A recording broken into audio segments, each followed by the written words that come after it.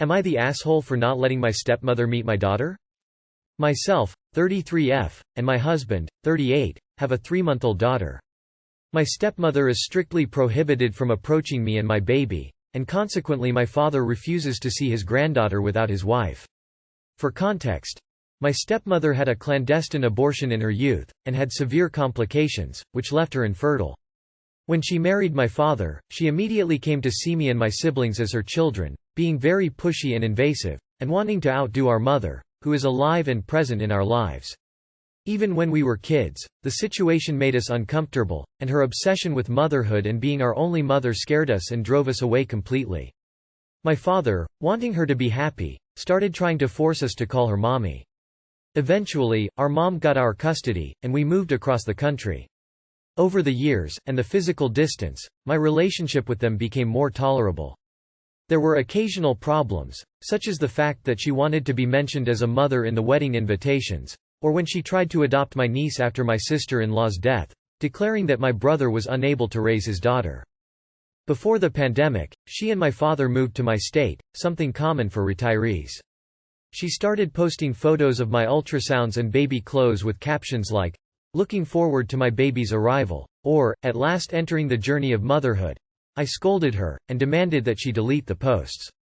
And then the physical harassment began. As we live in the same condominium, she started to come to my house several times a day to check me, fight with me about what I ate, and set up a complete nursery in her house, telling me that the baby would need to spend the first few days with someone more experienced to take care of him. When we found out it was a girl, she immediately started saying that finally her, Christina, would come, and how her dream would finally come true. I immediately denied that this would be my daughter's name, and made it clear that she would not be a mother figure to my baby. My stepmother then reminded me that a lot can happen during childbirth, and that it was better that my significant other and I understood that she and my father were prepared for any eventuality. And that I couldn't be cruel, and deny her the closest thing she'd ever have to a daughter, since I didn't accept being her daughter. After that, and other comments and actions, my husband and I decided to take some action in case she tried something. And now, 3 months after my baby was born, my father refuses to visit his granddaughter, even though we live close together, as I don't allow his wife to play mother and daughter with her. I understand that she has frustrated maternal instincts, but my daughter is not her replacement baby. So Reddit, am I wrong? Update 1. My husband and I hardly slept that night. Partly because we've been reading your answers, and partly because a 3-month-old baby sleeps as little and breastfeeds as much as possible. Thanks to you, I was able to see that my father will never protect his children, especially if it means putting limits on my stepmother. But the big point, the straw who broke the camel's back, was what happened this morning. As I work from home, and my husband owns his own company, we decided to streamline the moving process.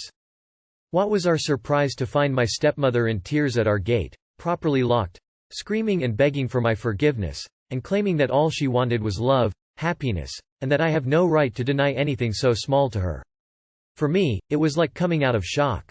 After threatening to call the police, my father finally came and took his wife home. Immediately I called my stepfather, and he and my mother came to pick us up. I was glad he came as he is a very intimidating man as well as being a retired police officer. We've packed a few essentials, and the 3 of us will be staying at my mom's house for now. She lives in an apartment, with plenty of space and 3 levels of security to allow access. We are in contact with our attorney, who will refer us to someone who specializes in family status, and we will seek to get a restraining order under our old address. Ps. To someone who asked me in private, my sister-in-law's death was caused, according to the police report, by an alleged mechanical failure in her car. At the time, with the whole situation going on with my brother and niece, I never really went into the matter.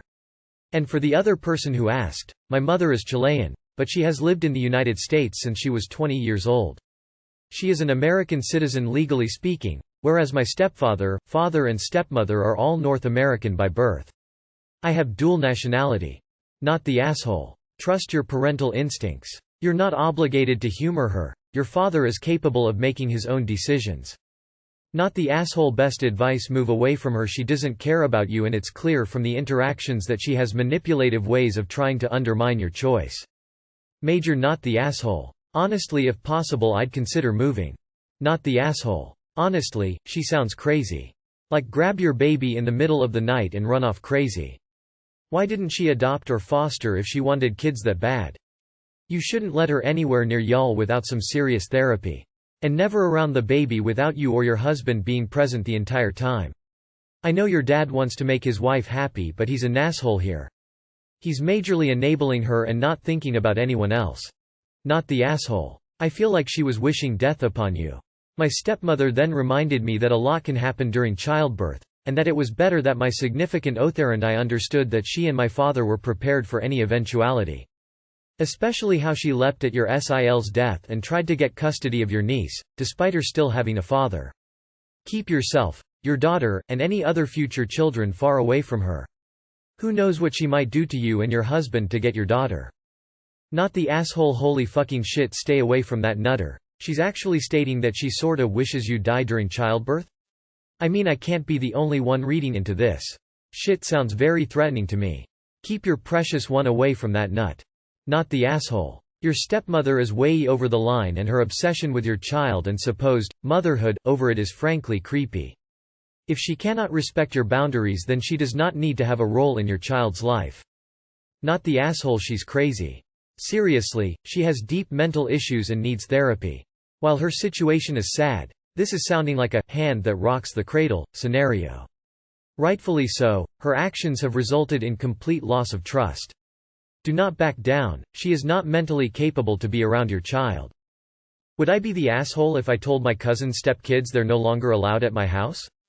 I recently bought my mom a cockatiel for Mother's Day.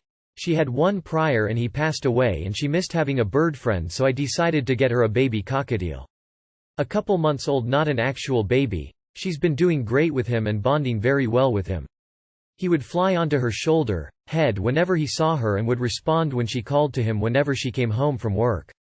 A week ago my cousin and his stepkids, 2 girls about 6 and 7, came to visit. My mom and I were out preparing for a weekend trip out of town and went to get something to eat. We weren't out long, maybe 4 hours max, but when we came home my mom noticed her bird was missing and we went searching the house for him. My mom pulls me aside and says she's sure the kids opened his cage and let him outside and he flew away. They have a tendency to grab things that aren't theirs and chase our animals around even after discouraging them to not do so. We still haven't found my mom's beloved bird and we've been searching for days, up and down the neighborhood calling him, leaving food out, etc. Hoping he comes back, but she has lost hope. My dad swears the girls couldn't have done it because they were inside and he says he's on their side. I'm upset because my mother was just getting happy with her new bird and getting settled, and now it's down the drain, and she's obviously upset because there's not much she can do. I've proposed one of 2 things. 1. We no longer allow the kids back in our house considering they let her bird get out, but she says no because they're not our family to punish. 2. We charge my cousin and his wife the money for said bird, or they get my mother a new one considering it's their responsibility to watch their kids. Everyone I've spoken to says they should no longer be in our house considering what they've done, and they should learn their lesson, and I agree.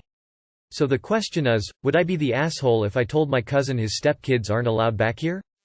Too long did not read. My mom had a cockatiel that was let loose by my cousin's stepkids. He has been missing for a week and still hasn't been found. I'm debating telling the kids' mother about no longer having them back here considering what they've done, and they need to learn their lesson. Edit. Several Redditors said I should add this to the original. If it was up to me, they wouldn't be allowed back. They've attempted to hurt my 2 cats and my dog, and this is the first serious thing they've done that really upset me and my mom. Before it was, they're just kids, they'll learn. But I keep seeing it happen and I want them to learn from this. I just advise my mom to talk to their mom and have a talk about not letting them inside to let another future pet out or keep a closer eye on them. But considering how they've acted before, I personally don't want them back. As far as the abuse with my cats, I have 2. My oldest is more sociable and is pretty cool with people once she gets to know them. When they were younger they would accidentally grab her paws, tail, etc., and my cat would respond. Now they come searching for her, pull her out of hiding spots to mess with her and pretend to feed her to coax her out, and they fight over her. My second cat, the youngest, was unfortunately traumatized from being spayed. We've been working with her on trusting us again and it's getting better. When they were first coming around she was still very traumatized and would hide, and they made it worse by scaring her more into hiding. Same thing applies as my oldest, but she was harder to catch and majority of the time I hide her in my room or upstairs in my mom's room and she doesn't come out until she knows it's safe. Now both cats stay away when they come and they continuously ask if they can play with them and I strictly say no. I lock my door and leave my cats with a litter box, food, water, etc. whatever they need while they're visiting. My dog's is 8 years old. He's my old man who can take a lot of shit. He doesn't mind the occasional pulled tails, ears, etc. because he knows it's playing. What we do mind is him being chased with a broom.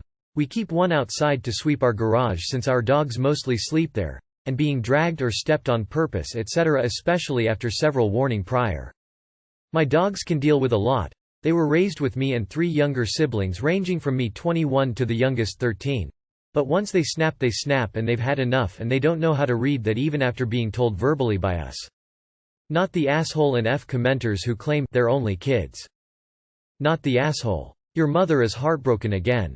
The kids very likely did let the bird out. Kids lie when they know they're going to be in trouble. Don't let them over to the house again until they are older. Old enough to know better anyway. YWNBTA you left them to take care of your house and this is what happened. We charge my cousin and his wife the money for said bird or they get my mother a new one considering it's their responsibility to watch their kids. Yep, do that. Do both. Not the asshole those kids have pretty much murdered that bird. They deserve way worse than just banning and paying for it. Not the asshole. They aren't safe around animals and you have animals. And they lie. They can come back in a few years when they've learned. It's not your job to raise them. Not the asshole, fuck them kids. Info. Do you have the authority to ban people from the home if your parents are against it? Not the asshole. From what I saw in your post and comments, kids are well aware how not to treat animals. They just do as they please, and because there were no consequences, they will, of course, keep doing this. Sure. Your cousin and his wife are also at fault here because they are the ones that should teach them and enforce rules and proper behavior. But again, a 6-7 years old kid knows what they are doing and can control themselves to some extent. They are not toddlers. You are responsible for your pet's safety and well-being, and if you let this go without any consequences it's only a matter of time before another accident occurs. Am I the asshole for admitting to my half-sibling that I don't love them enough? Throwaway account. I, 33 female, have 3 older siblings, 37 male, 35 female, 35 male, and a half-sister, Laura, 24 female. My dad cheated on my mom and that's how Laura came to be. My mom was understandably hurt when she found out about the cheating and was willing to forgive my dad and stay married until she found out about Laura. After a DNA test proved paternity my mom filed for divorce and we were all upset about the destruction of our family. In spite of everything our mom still encouraged us have a relationship with our dad but we resented him and hated whenever he tried to get up to interact with Laura. Our parents didn't tell us but my oldest brother knew that if Laura didn't exist our family unit would have stood a chance. After each of us turned 14 we told our mom that we didn't want to spend the night at our dad's place and that we would not be with him if he ever brought Laura around. Dad had custody of Laura so it was rare and whenever he or his side of the family complained we promptly reminded everyone that we were all here because of his actions and we had no obligation to Laura. We were all like this for so long and I guess over the years I started to soften up because when Laura reached out I responded after a few days and we slowly started a relationship. She reached out to our others as well but they all politely refused stating that while they're not angry at her anymore and wish her no ill will, they had no interest. They even said that they would not hold it against me if I wanted to have a relationship with Laura and be cordial at any events I invited her to and true to their word they were very civil when I invited Laura to my wedding.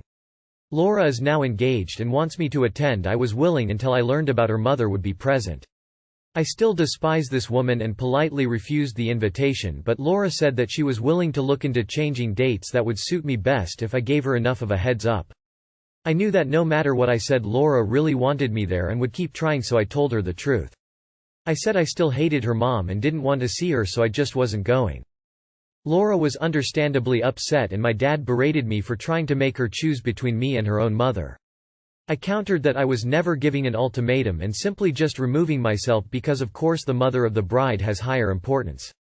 My dad said that if I ever loved Laura I would attend regardless of who else was there. I said that while I was able to develop some type of love for Laura I don't love her enough to tolerate her mother. Members of my paternal side are calling me asshole, but I feel I was just being honest. Am I the asshole? ETA. Because I keep seeing this, I just wanted to clarify. 1. Technically we, my mom and siblings, don't know if Laura's mom knew, but she never denied knowing, and I think if someone in her position was truly innocent she'd be quick to voice it. Although after all this time, if she finally did come out and say it, I wouldn't believe her without proof. 2. Yes, my siblings and I were hurt, angry and bitter children at the time. Were upset with Laura because if she didn't exist our family would have still been together. We've grown up now and have stopped being angry, mentioned it up above, but that doesn't equate to wanting a relationship. I'm willing to have one while my other siblings aren't, because they don't feel close to her nor want to become close. That's their choice. 3. My brother was told that our mom would have stayed married to our dad if Laura didn't exist by our cousins, who was told by their mom, maternal aunt, who my mom confessed to during the divorce. 4. Over the years I've spoken to my mom in length about Laura, and while she bears no grudge against her, but never did, she wasn't never doing to force a relationship. She even encouraged it in the beginning but just didn't push. 5. I don't know where people are getting that I've completely forgiven my dad, but I don't. However, if I did, that would be because he is my dad. Laura's mom is nothing to me and I gain nothing from forgiving her. 6. I never told Laura that I didn't love her enough to tolerate her mom at the wedding. I told my dad that if he tells her, then that's on him. I would never say something like that to her face, because no matter how truthful, it's still hurtful. Maybe one day I can love her enough to tolerate her mom at something, but it won't be in time for the wedding. Not the asshole, but poor Laura. I do encourage you to reconsider the wedding, because chances are you will not have to interact with her mom. Your dad and the affair partner were assholes, but it has been 24 years. I think it's unfair of you all to believe that if not for Laura's existence, the circumstances of which she had no say in, that your parents would have stayed together. I get believing that as kids, but now as an adult, has it never occurred to any of you that adultery is rarely an isolated problem? If your parents had tried to work it out again, there's no guarantees it would have stuck. Laura has just been the scapegoat. I feel like everyone is really rude here because Laura didn't ask for any of this so far. What I am seeing is Laura as the only decent person here. The only person that everyone should be angry at is the father. Not the asshole. Not wanting to be around the woman your dad was fucking behind your mom's back is a reasonable boundary.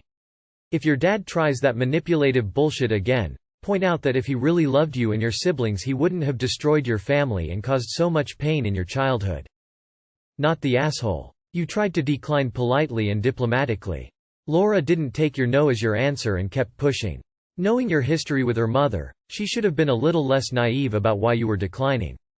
Your dad is absolutely an asshole for guilting you. Additionally, an invitation is not a summons. You are not obligated to attend any event, especially one where you might be uncomfortable, regardless of who was at fault in the affair. Divorce info. Did Laura's mom know your dad was married at the time of the affair? Because you're placing a lot of emotional weight on a person who doesn't seem to have any place in your life. Dad's the one who cheated. Not the asshole. You don't want to attend an event that would have people in attendance you literally hate. How can your father here ask you to sulk it up just for his own misdeeds? Your dad is the asshole, big time. Not the asshole. I'd hate the woman too. You are not asking her to choose at all, you are just simply not going to the wedding. It's weird to me how they can be so mad at you about this when you are the only one of your siblings that actually gave her a chance. They should just be grateful you're in her life at all. You certainly don't need to be. Am I the asshole for ruining my daughter's summer? Context: we are Indians living in America. We have Indian citizenship, and, as it is relevant for my decisions, India has no system in place to help those who are unemployed or don't make enough money to survive. We are in America as immigrants, and when my kids turn 18, they need to have a college willing to sponsor them, or a job willing to sponsor them so that they can stay in this country. They will get deported back to India. I have 2 kids, one is 17 male and one is 16 female. I've always made it clear that they need to get good grades. That's non-negotiable. Everything relies on their grades. I'm talking privileges like going out with friends, or playing video games, or watching TV. All will go away if their grades are poor. This is done to prepare them for the real world, where if they don't get good grades they will lose everything. What I consider an acceptable grade is at least 55%, and a good grade is 70%. I feel like this isn't too hard to achieve, as my son scores 95% through studying very hard and a lot of the time. My daughter is consistently failing classes. We've done everything to help her, gotten her tutors, sat with her to study, literally everything. We've tried the hands-off, let her work way, the hands-on, sit with her and help method, but nothing's worked. The only real reason I can find is that she's either way too distracted, or that she just doesn't care enough to study, no matter how many times we try to tell her what relies on her studies right now. Recently, I decided to follow through on my threats and take away all her privileges during her summer vacation. No TV, no friends, no video games, nothing. Reading books and studying are her only options for the summer. My son did not suffer this fate because he has been getting grades. I've always made it clear that this would happen if grades were not where they needed to be. My daughter is saying that, education isn't everything, and, you don't need a good education to be successful, but in truth, every pathway to success which doesn't need education is not for her. I feel like she has been whitewashed and is being influenced by white people with American citizenship who can focus on their mental health and things like that.